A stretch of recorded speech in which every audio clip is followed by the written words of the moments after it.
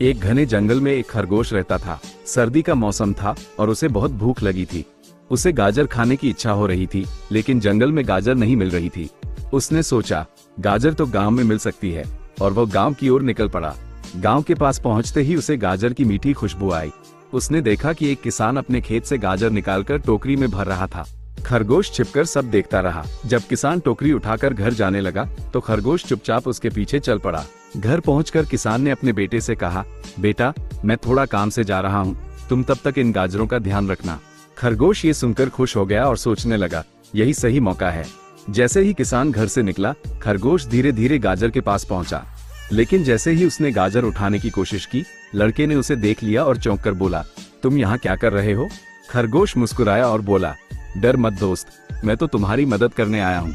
लड़का हैरान होकर बोला, कैसी मदद?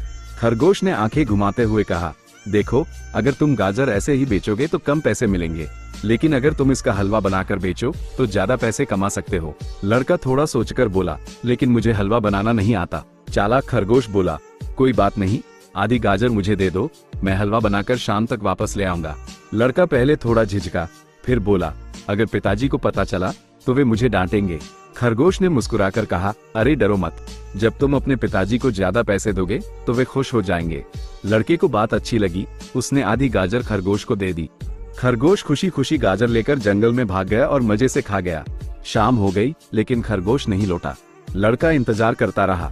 जब किसान वापस आया तो लड़के ने सारी बात बता दी। किसान माथा पकड़कर बोला, अरे मूर्ख, कभी खरगोश भी हलवा बना सकता है क्या? वो तो तुझे बेवकूफ बनाकर गाजर ले गया।